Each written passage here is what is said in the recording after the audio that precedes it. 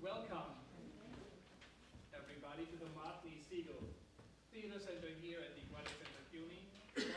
Welcome to the new year, and thank you for taking time to come out on a cold New York January night to celebrate with us the great Lincoln Center Theater Journal. It's one of the great publications, I think, even in the world when it comes to theater and creating contacts. And it stands for what one says so easily, excellence. But it really does, and not just for 1 year or 2 years or 3 years, almost like the sluggard in the Yankees over decades. It is truly one of the most remarkable publications. 29 years. 29 years, and I just want to also point that out, to have such a high quality over such a long time, and to be able to continue to do it is truly outstanding, and also a real cause for celebration. And this is what this evening is about, with friends, with our friends from the Lincoln Center Theater, and with you friends in the audience. It's important that we have a good theater, but it's really important also to have a good audience. So thank you all for coming out tonight. A lot to us. We also welcome Andre Bishop, who is here with us. Some members from the board from Lincoln Center Theater came out here. Thank you. We also have Fortuna Calvin-Ross with us, and Susan Rudin from our boards and from the Graduate Center, and many others. My name is Frank Henschke. I'm the Director of Programs and Executive Director. And what we do is we bridge academia and professional theater, international and American theater. And this is why the work of Lincoln Center Theater is so close to us, and we really admire this, closer or further away how we are, but especially since we are also a publisher, we really think that this is a great model how to really try to explain, to give context, to give words to action on the stage, and it's a remarkable thing, and we might overlook it or take it for granted. But everybody who's involved in publishing and printing knows how much work is behind and how hard it is to create such outstanding work over the time. So tonight we're going to, like in a mechanic shop, we're going to open the hood of that beautiful shiny car, of that glitzy covers and paper, so beautifully designed. And look, what are the mechanics? How does it work? How does this get done over time and time again? What is behind the ideas and the minds of the people who are here with us? And it is not just anybody who's with us here tonight. These are really great workers in the vineyard of theater who we have with us here in the American theater, but also in world theater. So we have with us John Guare tonight, an editor who thinks it is worth his time to really also dedicate a lot of it to this journal, and I think it is rightly so, but really has our highest respect. The great Catania, foremost dramaturgs also here in the Americas, and with her work also with the Lincoln Center's Directors Lab, one of the few truly international places, global places that connects cultures and theaters and art from around the world, also in real time, in spaces where bodies and minds meet. Also, over how many years have you done that? Over 20 years, and this is a lot of experience here in the room. We have Alexis with us, the great editor, who also told us a little bit about, and Tamar, who is the designer. And Tamar, thank you all for coming. Also thanks, of course, to the Siegel crew, Brad, Rebecca, and Yuchen, who helped to make this happen. There will be a short frame of the evening will be a short introduction about the magazine by John and Anne. We will talk about 2 issues, and we see how they get together. There will be a short reading, and then a Q&A with you and with the audience, and a little reception with some wine. And she is here to really celebrate this almost 30 years of publication of this truly outstanding, world-class magazine. And then hopefully it will all inspire us to read it again, look at it again, and also do our own research when we go and see theater and see what it really means, what it stands for, not just take it, what we see on stage as the only context what we have. And my last thing is, if you have a cell phone, please do take it out for one moment, and I do the same, and see if it's on or off. shouldn't rain. It really rings in our evenings here. So thank you so much, and now thank you for coming. It's a big honor for us to have you guys with us, and John. Thank you. You have to take the mic. Oh, yes. I just want to begin by thanking. How's this? Better? Yes. Thank you, Frank, for your very generous words. To be introduced is great, as well as a little intimidating. I'll leave that to John. And you, Chen, who's sitting over you, thank you for helping us today. And thank you again to Andre and Gord, and my colleagues Hattie and Neil. Thank you all for coming. So in this hour together, which will end on time, we've chosen 2 issues of the review to look at, and we'll show you how we put them together. Probably that'll be about 15 minutes on each issue, and then we have a special surprise. John will read a short piece he wrote. That's not a surprise. Well, it's great. And then we will take some questions from you to end our hour, and then adjourn for refreshments. It's not a I just wrote a couple of notes. It's not a coincidence that this little group here has been working together for literally decades. We are about to start brainstorming issue number 67. Our printer is here tonight, Stan Wolkoff from Masterpiece Printers, who's been printing. I can't believe you came all the way in on this cold night and brought us some beautiful press proofs that I've never seen before. And I guess you've been printing since our 12th night issue in 1998. Look that up. And I think our beloved copy editor is here, but she's too shy to be introduced, so I said I wouldn't introduce her. Carol Anderson. And editing the review is something, well, actually it's everything I imagine a life in the artistic circles of New York could be. A famous and brilliant playwright who knows absolutely everyone and everything. An editor, Alexis Gargaliano from Knopf, Simon & Schuster, Atavist Books, and now Judith Reagan, who knows every novelist writing today and is more knowledgeable about poetry than anyone I've ever met other than the poetry editor of The New Yorker. An award-winning art director, Tamar Cohen, whose own work I greatly admire, who comes from a legendary family in the world of modernist design.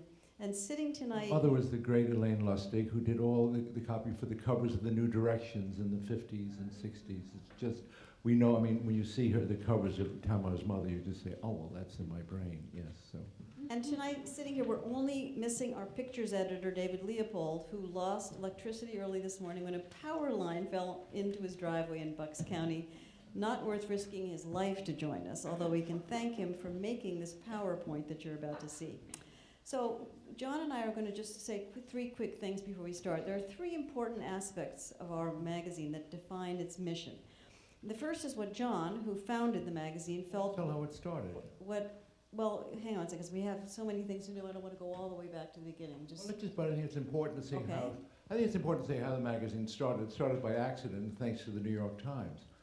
Is that in about 1988, Gregory Moshe, who was then artistic director of Lincoln Center with Bernard Gersten, brought over a festival of South African playwrights, black and white. It was about a dozen, and they were having a festival of South African theater, and then all the playwrights were going to meet and have a talk. And Lincoln Center called up the New York Times and said, we'd love you to cover this. We think it'd be a wonderful story, you know, and all these artists, you know, South African artists of you know, black and white are coming to talk, coming to work show their work in America for the first time. And the New York Times said, we already cover South Africa. And Gregory said, what do you mean? They said, Athol Fugard, that's South Africa. And they weren't interested in anything else but Athol Fugard, which he's a great playwright, but that was their commitment to South Africa. So they had, it was a wonderful, a wonderful evening planned, a forum where all of them talking. And we decided that we would print it up. It was wonderfully, and we said, well, let's type it up and print it up, and we made volume, not thinking that it would be volume 1, number 1. It was just our first issue, and it was about maybe 20 pages, and it was absolutely terrific issue. And then in the first 7, Anne joined us in 1993. So that was in about 5 years we did, Anne came for the 8th issue. So there were 7 issues over a 5-year period. And they were mysteriously, by a zealous worker throughout all the first 7 issues. So if you ever find one, please give them to us. But that's what happened to us. And but we've been very, very lucky because we realized that the magazine filled a hole that was not, we didn't see anywhere else. Perhaps mainly in the National Theatre in London was the closest it came to it. But what we wanted to have a magazine that would function as an ideal companion. The person that you wish you were going to the theater with to say, oh, you know what, but that, I know all about that. You do? So to make the show, make the theater, and especially the plays that Lincoln Center was doing, not just part of Reading's entertainment, but a part of the intellectual life of the city and of the theater. Great. So as we turn to the first issues, I'll just add one last caveat besides this idea of the ideal theater-going companion. If you come up from walking up the aisle of the Coast of Utopia and you say, I wonder what Margaret Atwood would say about Utopia, there she is in the issue talking about Utopia. So our idea of bringing in writers and from other fields, not necessarily writers about theater, to open this discussion to the larger community.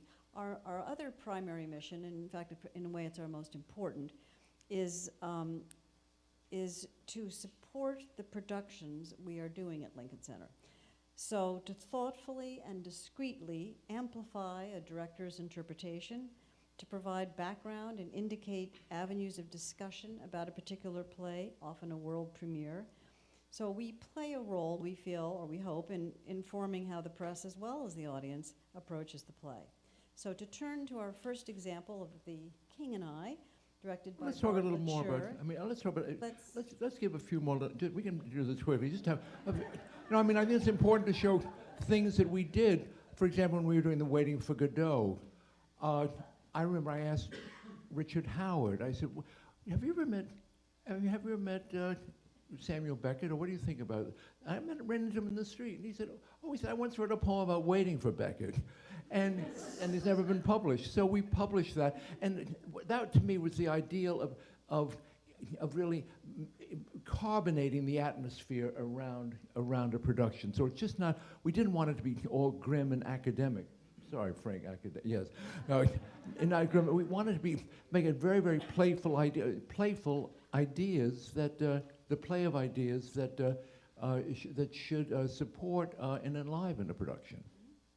So, but one of the reasons we chose King and I was because I think it's a wonderful issue. It's a beautiful issue, but it also does a lot of what we hope to do.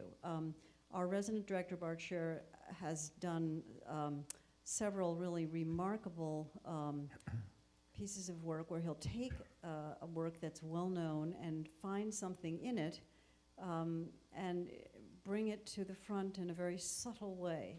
And in the case, he did this with South Pacific, he did this here with King and I.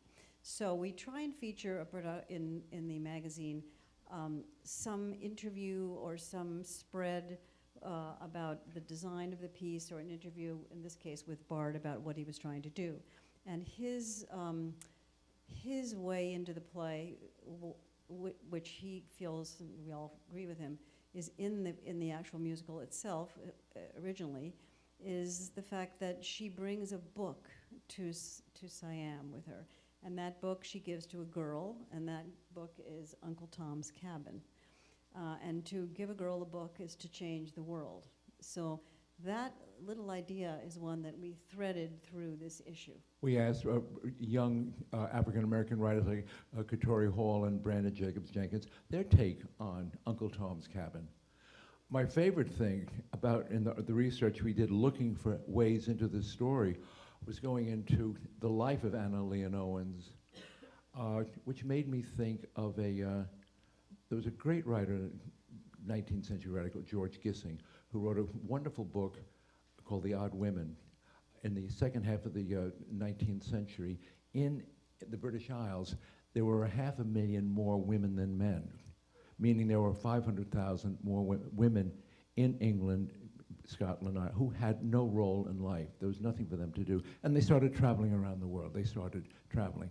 And so it struck me about this is where Anna Leon Owens was one of these women, was one of these George Gissing odd women. But then I found another detail, that another reason why Anna lived in the Far East in the first place was she had a terrible secret. She was half caste. Her mother was a dark-skinned Indian, and she didn't fit it, which did not help her living in England anyway. And somebody connected with the production. They said, "Oh, please, we have Kelly O'Hara as Anna. Don't feature this too much about the mixed parentage of Anna." So we buried that. It's in the issue. But that's the kind of research. And then the wonderful David Leopold found Here above me. found these extraordinary pictures that women in the king's harem, one of his many wives, to produce all those children who march in, da da da da da da da. They had a camera and they took pictures of themselves, and David found these, and so that's the kind of thing that thrills Anne and I, that we bring it then to Alexis and Tamar to. And we just passed our cover, but Tamar, who's one of the most widely traveled people, she just got back from India for the 7th time or something, started showing us all of these incredible images of Thai temples, and maybe you'd like to talk a little bit about that, because it ends up reflected, of course, this fits in nicely with Michael Jurgen's wonderful set for the production, but how did this cover image come about? It's always hard with doing the cover, and that's why I always have an extensive conversation with you about it, because you know what's going on. Can people hear me? People, you know what's going on with the production, and that's not something that Alexis is always so, cued into. And it's always hard with the cover, because you want the cover to say everything, but you can't have a cover say everything. So the thing that I'm often given a lot of the research that Michael and everybody does. In this particular case, he had done extensive research. This is Michael Jurgen, our set designer. Who does the sets, and also Kathy Zuber, who does all the costumes. And I was really influenced with that, and I really wanted, even with the way I did the typography, I had all these details on the top and on the bottom of the type. I really wanted it to be decorative. So I wanted, we had actually, I think that was actually a meeting we had with Andre where we were all trying to brainstorm and come up with something.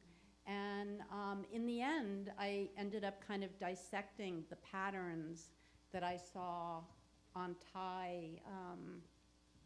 What are they, temples? Or? They were temples, and working with an illustrator and coming up with a very simple design, and also including a little silhouette of Anna and the king, and she's carrying a book and things like that. So that's sort of how that happened. And then Alexis had the bright idea, after we were talking about this, give a girl a book, to say, well, why don't we just reprint Anna Leonowens? No, I'm talking about The Malala. Oh, I am Malala. Well, one of the things that we talked about, well, when we sit down, I think it's useful to sort of talk about the process. Yeah. Annie sends us the play, and we read it, and most of us don't get any other insight other than that when we show up to our first brainstorming meeting, and we talk to Andre and Annie about how they want to present the show and some of the big ideas that they want to convey, and then we just start brainstorming about books and writers and ideas that we want to incorporate into the process. Free association, yes. And it's amazing. I mean, you're sort of kind of seeing the dynamic up here tonight. I have an idea, and everybody jumps in, and we come up with a big list, and then we start approaching writers. And we start with our dreams, and sometimes they come through. When you get Margaret Atwood, it's Or a we coup. should tell the James Salter story. James Salter, that's Annie's favorite story. Yeah, it's my favorite story. I love him. And we were looking for somebody to write about James Michener when we did South Pacific, and we were thinking, okay, who's been in a war? You know, who has gone through this? And obviously, people are getting older. And then we realized James Salter had been. I said, wasn't he in the Korean War briefly? And then you called him, I think, and I think I gave you his number. And he said he had been in the war, although not really on active duty, but he was a great admirer of James Michener. And so we said, would you? And he wrote one of the most wonderful pieces we've published, which is just, it's a pleasure to read aloud an appreciation of the author, James Michener. So that's sort of the fun of how we begin to, who's got the phone number, what's the idea, and how do we get to the... And luckily, having the Lincoln Center opens doors. We just say we're calling from the Lincoln Center Review. People will say, we'll take it and follow through. So we just call people blindly, and the name Lincoln Center says, okay, yes, I will listen, and oh, that sounds good. And we paid $250 an article. We raised it now we pay $500. And so it's Favorite Nations. And I write the check request, you can see. Yes, so it's great fun. So you came up with this, yeah. So one of the things that we wanted for The King and I is you want to understand the reason for bringing something back and reviving it and looking at history again. And so we were looking for connections between the past and the present, and we thought about Malala. And tell what Malala is. I think everybody knows it. Well, just be a footnote. You're She won the Nobel Peace Prize. She was the young girl who had acid thrown on her face because she was shot in the head. Oh, I'm sorry, yes. Isn't it I'm good sorry, chance? yes. I'm very glad to straighten you out.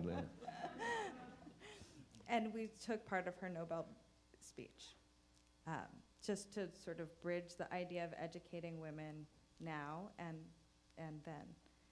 And then we also had... And then you should talk about, it was your idea for Katori and Brandon. Maybe talk a little bit about how that evolved. Well, again, it was looking at another angle, and this is a show that deals with race on one level from a different time, and we thought it was important that Bart's point of view was through the Uncle Tom's Cabin, and that is a book that is quite controversial, and perhaps not everybody still thinks has the merit that it had when it was first published. So we went to two Black playwrights to sort of look at the relevance of it and then what that relevance means to the show today.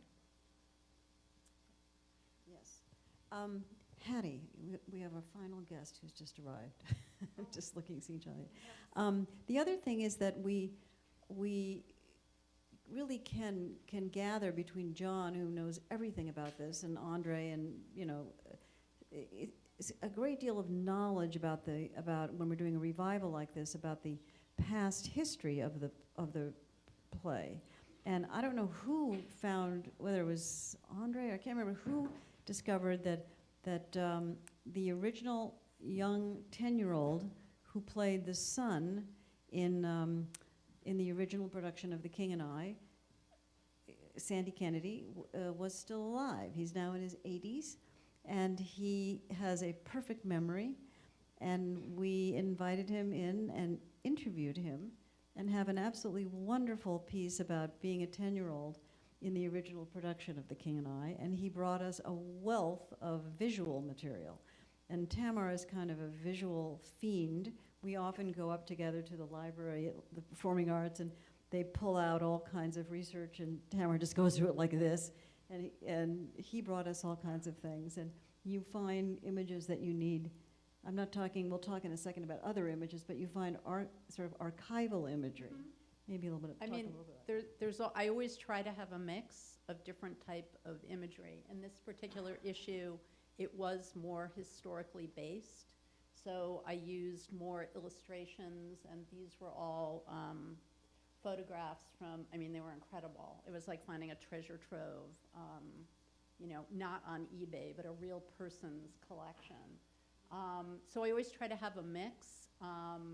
The next issue that we'll show you has more historical images, and I always try to, I'm an artist as well, so I always try to get in contemporary images, and then if I can't find it, I make it.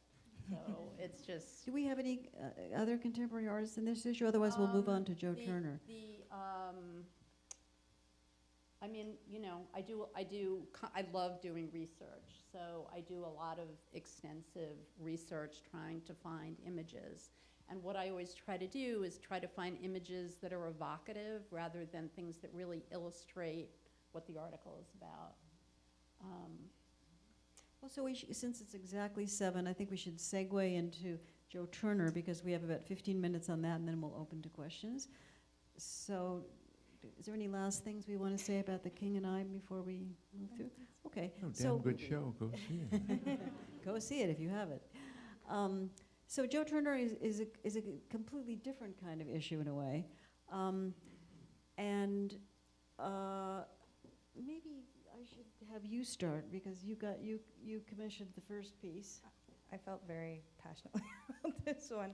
I mean, I feel it's funny, there are different issues. There are some where I know I go into the meeting and I already have sort of the whole thing in my head, and I know all of the writers that I think would be great, and then sometimes I go in and I don't know anything, and my thinking about the play really evolves. And this is one where I live with an actor, and he had done several August Wilson shows.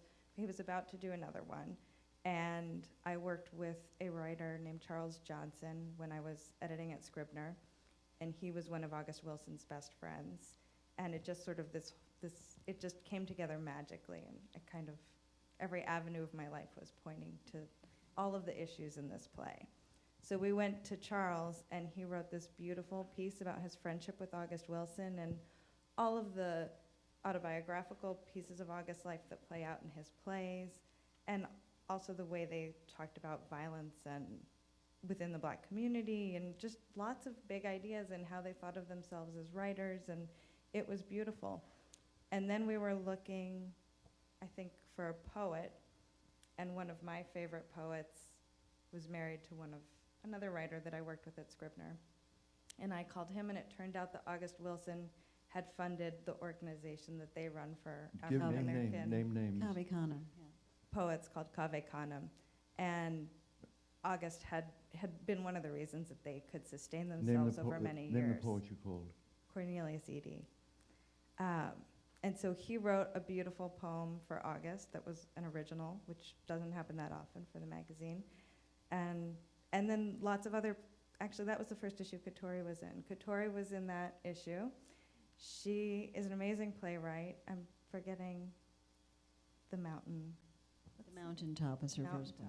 And Our Lady of Caibo. And her first play was Hoodoo Love. And we wanted someone to write about hoodoo and the religion and magic and the spells that were in this community. And Katori was from Memphis, and she had gone and bought potions before, and she wrote this wonderful essay that, again, connected the past with the present for us. So it was fun. And we, my contribution to that issue was something that John and I have done many times, and I think it's one of our signature pieces. My contribution to this issue was that I interviewed and I'm happy to be able to say this, my old friend Taj Mahal, the great blues player who I've known for a long time, and who's, besides a great musician, he's a tremendously knowledgeable historian. So I called him, and our tradition is that we interview people with all people have distinctive voices, but we like people with really distinctive voices, and then we take ourselves out of the interview. So it looks like it's tape recorded, and it looks like a piece, but we're not in it. Sometimes, it'll say the person's name, and then editor asks a question, and sometimes then there's an answer. But sometimes it just looks like the person is speaking about things. It was in Laurie Anderson's wonderful thing that she wrote about Tibetan Buddhism after the death of Lou Reed for Sarah Rule's wonderful play. And one of the best things we've ever published, it's online, you can go on our website, which is lct.org, www.lct.org, John and I did an interview with our beloved Anna Kraus, the founding board member of Lincoln Center Theater, who had been Joshua Logan's assistant on South Pacific. And that was a soul... Whose husband was one of the writers of Anything Goes and Life with Father, Yes. Russell Crouse. And whose voice and soul is so unique, it's just transcendent. So we just took ourselves out, and it's just Anna talking in this wonderful way. And following that model, I interviewed Taj Mahal. I mean, my voice and his are so radically different, it wouldn't work. And I got him on the phone, and I just asked him all the hard questions. You know, who is Joe Turner, and why did he come and go? And he just told me the answer. And you know, what happens with the Juba? And he told me the answer to that too. And he told me about a book I had never heard of, which I absolutely couldn't believe. And What was the book? 6 months after we, Slavery by Another Name. And 6 months after we printed the magazine, it won the Pulitzer Prize. So his voice in this issue is so unique that it would have been ridiculous to have me asking questions. So that's another thing we like to do often. Vanish. Is vanish, yes. And then design-wise, this was quite unique. I think the cover was unique, and finding those incredible images of the houses. Maybe you could talk a little bit about photography too. On the cover, I actually went in and letterpressed all the typography and found on eBay an old map that I bought of early 20th century Pittsburgh and kind of melded them together. You know, I've been doing the magazine for over 20 years, so I like to keep reinventing what I do. You know, I want to ask you, how did we come up with the format? Was that your decision? How did we I decide? don't remember. Because the original production was this size, and it's a different. Would it be a different design to have it this minimally smaller? Does it make? A little. I mean, it's. I don't remember how Don't we tell me. came. I don't remember. Yes. 22 years ago. Yes. And then this issue, for me, was nice because it was a real mix of contemporary art and historical photography. And also just really, I love to really work on the typography for each issue and having the type relate to what the theme of the issue is. And early 20th century, I did a lot of research. It was just really a treasure trove. Can you show us some of the photography in the issue as we flip through? There's that fabulous... Already kind of, I can go back. Yeah. There were just a lot of historical,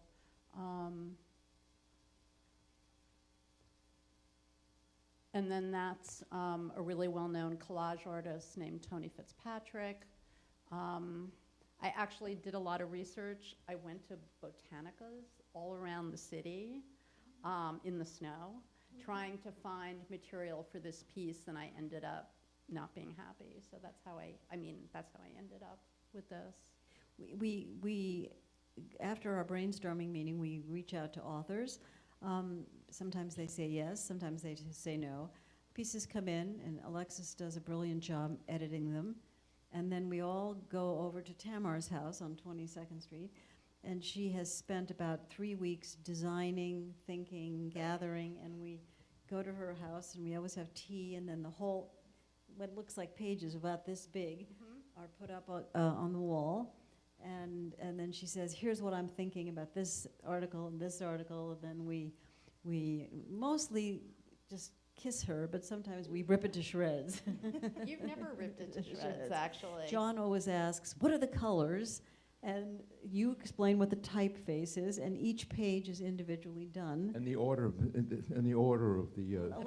Alexis does that with Tamar, really. Maybe you could talk about that order.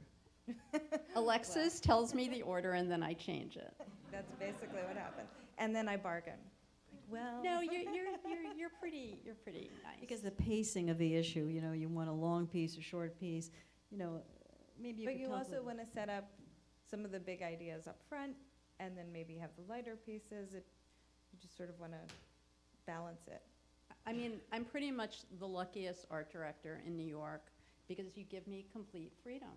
And that's a rare opportunity and a rare gift. And it's always interesting, having done so many issues, sometimes, I mean, our most challenging thing, as Tamar mentioned, is always the cover. Yes. How do we present, you know, a play of complexity, a play of many meanings in some image that will be, I mean, an attractive magazine cover. Should I hold this up? And sometimes that sort of happens by some mystical way that we all agree, and other times it's a nightmare.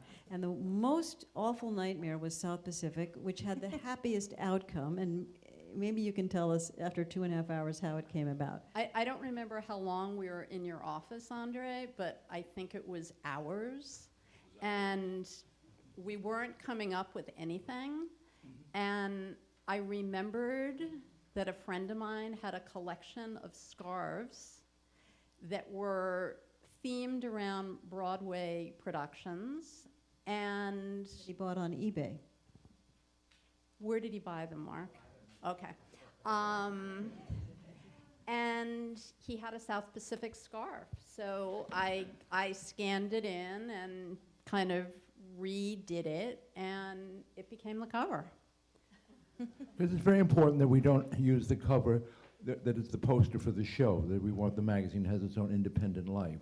Yes, That it's not a marketing tool for the play itself. exactly. Although we don't want it to contradict the poster or the set, but somehow be its own thing that, yes, keeps expanding from that. Any other things about, because we're about to reach the question time, any other things to discuss about Joe Turner? No, and also we did a little piece about the production, interviewing some people. So it's again this combination of insight from you know, people like Ettore or Taj, as well as people who obviously who knew August Wilson from a different point of view, that you might not be able to find on your own, that you could only find courtesy of the knowledge in this. And then we're meeting next week to, I can't tell what the play is, but it's a play that revolves around a very famous modern historic event in the last 20 years. And so that's just going to be a thrilling of all the issues. Everything interests us. Every time a play comes up, it's like, oh, we can't wait to do this issue. And the number of things that are floated around with like, let's do that play because the issue would be so great. So we've never run out of ideas, ever, I don't think. But I still want the food issue. Did you hear that, Andre? We want, Tamar's been waiting for years for the food issue. Oh, well, that's, I mean, but this is what, okay, this is things that we love about our magazine, the thing when we talk about the fun that it is. When Andre did Dinner at 8, the Edna Ferber, Georges Kaufman play, there's a great plot point in it, you know, the movie, you know, the hostess having the splendid dinner in which lives depend. And the center of the dinner is lobster aspic, and it fails. And getting the lobster, well, we were so fascinated. Why lobster aspic is such a central part of this play? I mean, you know, the plotting of the play, lobster aspic. And so we called Corby Kummer, who was the food editor at the Atlantic magazine, and talking about food. And he said, "Oh, I'm an expert on lobster aspic. It was the last, this play takes place, it was the invention of Jell-O and packaged gelatin that killed the enormous exoticism of having lobster aspic, where you would have to boil a cow for days to get, and so he made it was this wonderful piece with recipes of how to make lobster aspic in the old way, that showed how why it was so important, these people trying to show off and the level at which they were showing off. And it's like little details like this that make you laugh so hard to track down and say, today when I wake up, I'm going to find the history of lobster aspic. And then Right, you do. Now get ready, because you're going to read now, and then we're going to open to questions. So get your magazine out. Oh, I was And going to read one. the last thing is, we also had a very funny thing in that issue where we decided to go to a number of really wonderful contemporary writers, Jennifer Egan, I can't remember who else was in that issue, and asked them to write about the worst dinner party they ever had. And those are also memorable short stories about terrible dinners. So I'm trying to keep us on track time-wise. That's one of the things I try and do. So we thought, just to segue into our questions, we wanted John, who was always here for us to, you know, he knows everybody, he knows everything, and sometimes we say, oh, just write it. So this is a piece that he wrote for our production. Richard, City of Conversation, a play, a wonderful play by Tony Giardina, a wonderful writer who Andre has brought back into his career of playwriting. And this was a play about the history of a social hostess in Washington from the 50s, 70s into Reagan. It was a beautiful play. And I had gone to I'd gone to school in Washington in the 50s, and what I wanted to do is I just wanted to give a sense of the lives of this Georgetown salons, what was going around in the air at that time. Okay, so it's called Georgetown 57. In 1957, I was a freshman at Georgetown University and had never been happier in my life. Georgetown was considered a party school, and was it ever? The ratios of girls to boys in Washington, D.C. was 4-to-1. Every school in the area had mixers every weekend. Georgetowns were called rat races. You dreamed of meeting a G-girl, as women who worked in the government were called. G-girls were easy to nail and hot to trot.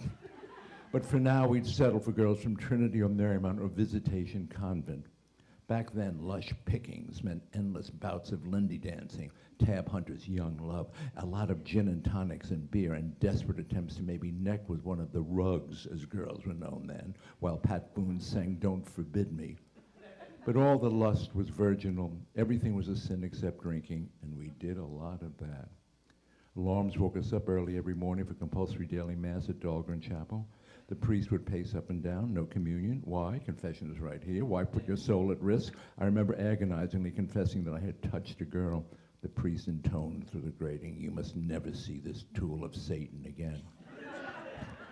But Father, I'm taking her to the fall festival. What's more important, the fall festival or your immortal soul? 3 Hail Marys, take communion.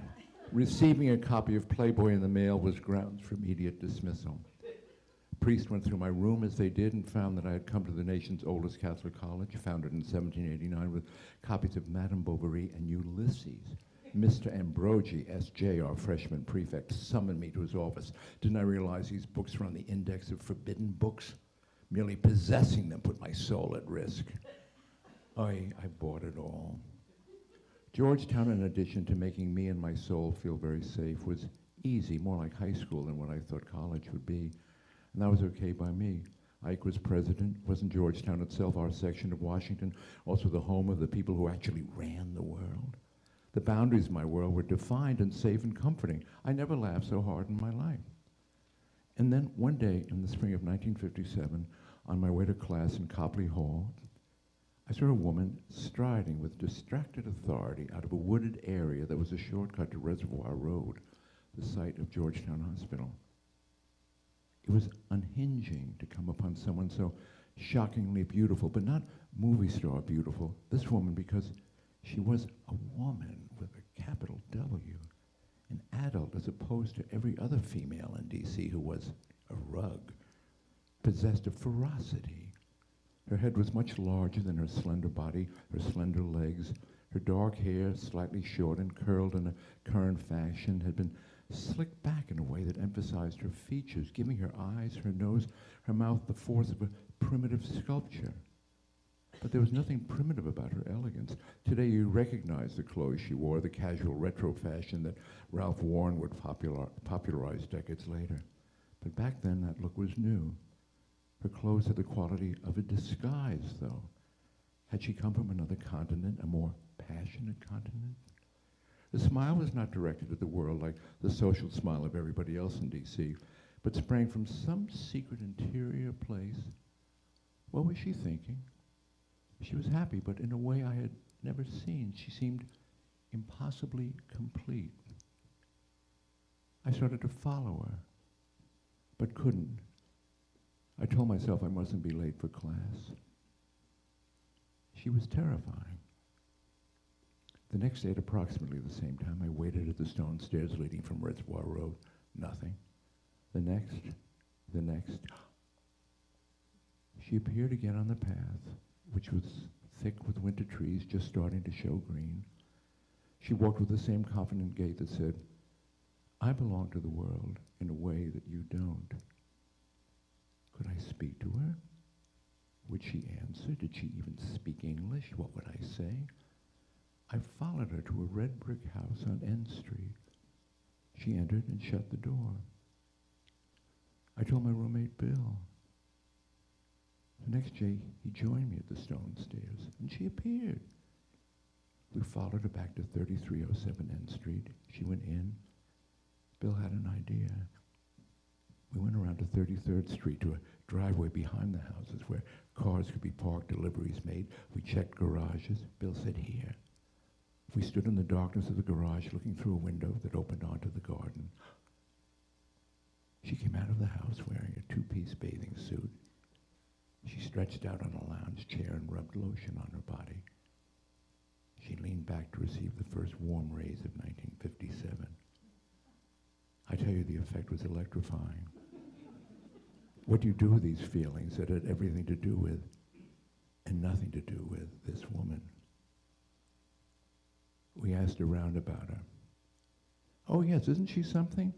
She's the wife of the junior senator from Massachusetts. She's Catholic. Life took over. I didn't see her again. Life went back to being safe, or so I thought. In May, at the year's big dance called the Spring Festival, the Dean of Men, a stern Jesuit named Father Rock, S.J., was caught in a situation with the young president of the student body in a room at a hotel where the dance was held. No one was told specifically what had happened.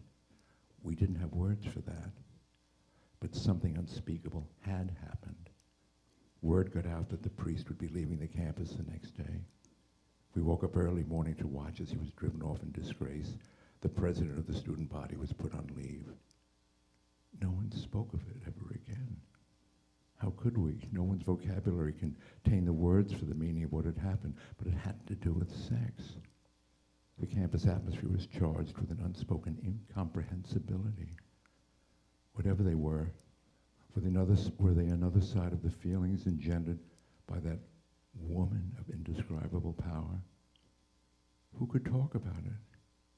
Rules changed. We gentlemen of Georgetown no longer had to endure compulsory daily mass. Had we been bought off? Was this the bargain for never mentioning this episode again? Everything loosened. At parties, on jukeboxes, Elvis Presley replaced Pat Boone. The next time I saw the woman was in the fall of '57. I, now a sophomore, saw her at the theater. She was very pregnant, and that November she gave birth to a daughter. I counted back and realized that when I first saw her, she must have been coming from Georgetown Hospital in the early days of her pregnancy. I was happy when a few years later she became the most famous woman in the world. But I never again saw that stunning ferocity that changed my world.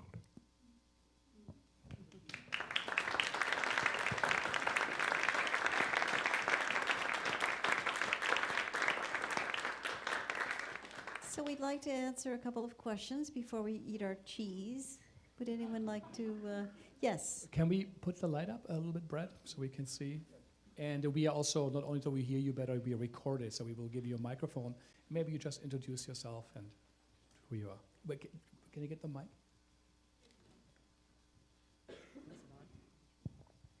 My name's Susan Schwartz. I'm a longtime Lincoln Center member, very happily so.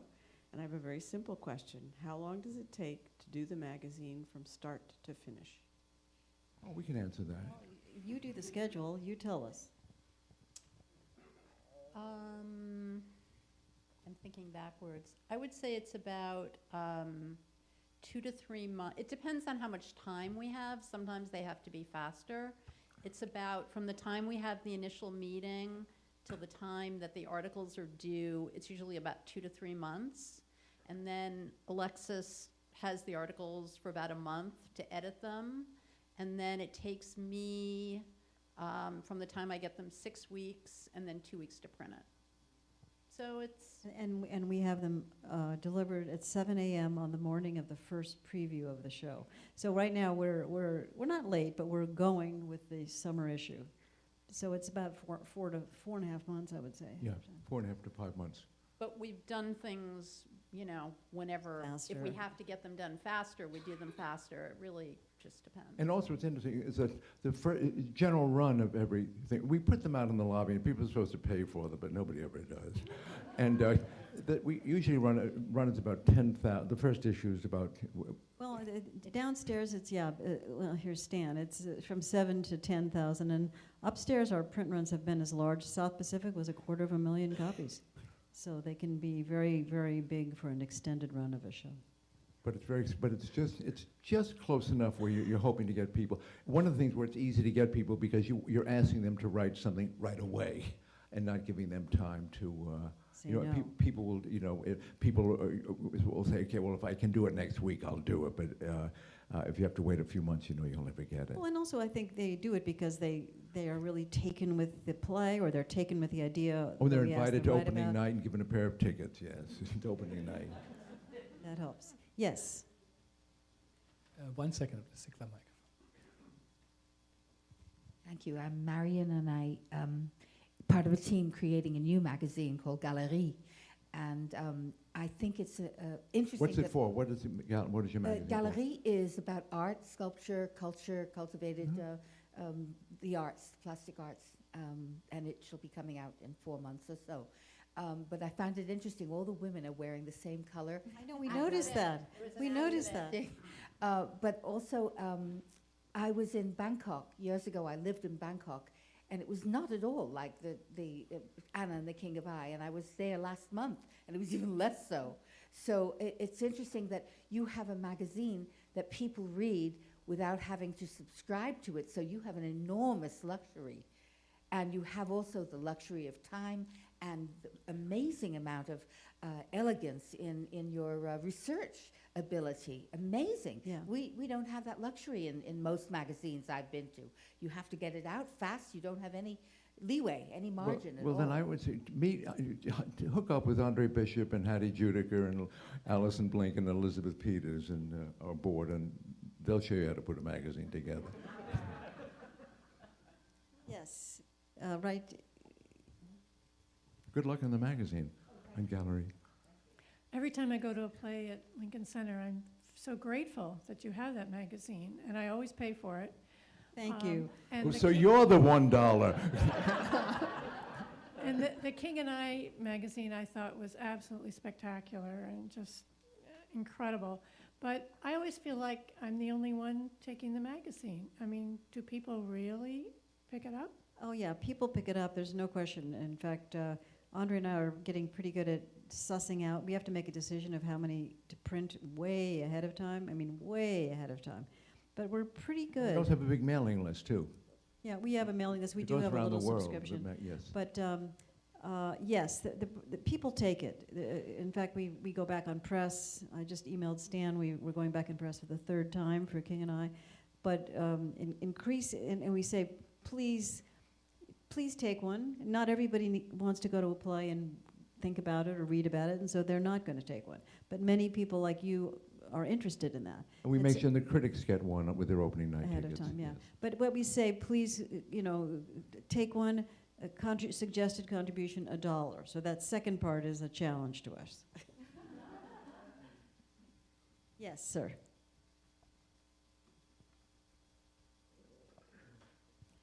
How you manage to cover cost of Utopia by Stoppard? 9 hours play. That was How one- difficult it that was. was Well, one of it our was very good. issues. It was a brilliant issue because we knew it had to last for 3 issues. And I have a copy of it right here. And what we wanted, the centerpiece of it, to have a modern voice on it, was contacting Margaret Atwood, who does write about utopias and dystopias. And we felt it was very, very important for her to have her take on these worlds, both real and imagined. And also the back cover, of course, is Manet's great masterpiece, which is viewed visually in the production, in the play itself, on stage. It's sort of created briefly, so we actually got to print that on the back cover so you could look at it in more And then detail. other things that we had is we did Andrew Hagen, who's a brilliant Scottish writer, wrote about no nation but the imagination, about the formation of how countries and new governments form. And Paul Rudnick wrote a hilarious piece about the fox and the hedgehog. And It's taken from Isaiah Berlin's a parody of the Isaiah Berlin speech. And then we had an interview with Tom Stoppard where we asked him about how the play came together. And he wrote us a piece called, I'm writing 3 plays called Bakunin, Belinsky, and Herzen, I think. And then there's a conversation with Tom writing about Isaiah Berlin. And Jeannie Fuchs, who's a wonderful, she was a ballerina who's become a wonderful academic, wrote about George Sand, who was an intellectual woman at that time.